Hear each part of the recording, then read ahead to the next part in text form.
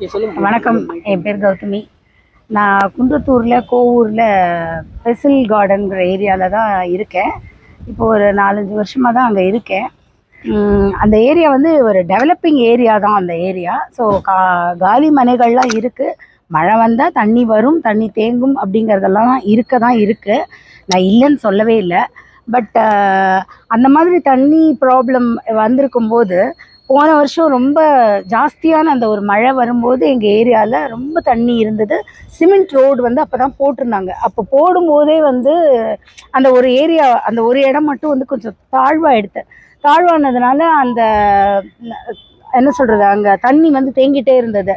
நாங்கள் அதை போய் கேட்டு சொல்லிக்கிட்டே இருந்தோம். அவங்களும் எல்லா நடவடிக்கையும் எடுத்து பண்ணிட்டு தான் இருந்தாங்க. பட் மேஜராக இருந்ததுனால திருப்பியும் நாங்கள் அதை சொன்னபோது போன வாட்டி பெரிய மோட்டார்லாம் வச்சு அந்த தண்ணியெல்லாம் எடுத்தெல்லாம் கொடுத்து எல்லாம் பண்ணாங்க. அப்போ நான் சொல்லியிருந்தேன், எனக்கு அடுத்த மழை வரத்துக்குள்ளே நீங்கள் கொஞ்சம் திருப்பி இந்த ப்ராப்ளம் இல்லாமல் கொஞ்சம் பண்ணி கொடுங்க. ஏன்னா யாருமே ஒர்க்குக்கு போக முடியல, சர்வீஸ் பீப்புளெலாம் வர முடியலன்னு சொல்லி ஃபீல் பண்ணுறாங்க.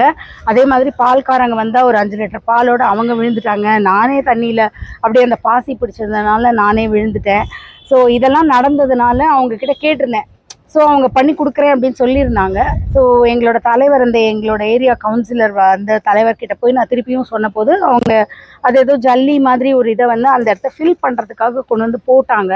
அதை பேஸ்ட் பண்ணணும்னு அது வேறு எதுவும் பேஸ்டிங் போடுறதுக்குள்ளே கொஞ்சம் மழை வந்தது. திருப்பி காஞ்ச உடனேயும் நான் அவங்க கிட்ட போய் சொன்னேன், இப்போ இந்த டைமில் காஞ்சிட்டு திருப்பி மழை வர்றதுக்குள்ளே பண்ணணும் அப்படின்னு சொல்லி கேட்டிருந்தேன்.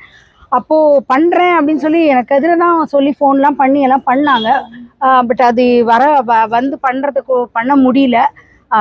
அது என்னன்னு தெரியல. அவங்களுக்கு ஏதாவது ஃபண்ட்ஸ் ப்ராப்ளமா என்ன ஏதுன்னு தெரியல. எங்களுக்கு இதுக்கான தீர்வு சரியாக கிடைக்கவே இல்லையேங்கிற ஒரு ஆதங்கம், வருத்தம் தான். நான் யாரையும் குறை சொல்கிறதுக்காக வரல. எனக்கு வேண்டியது தீர்வு, அவ்வளோதான்.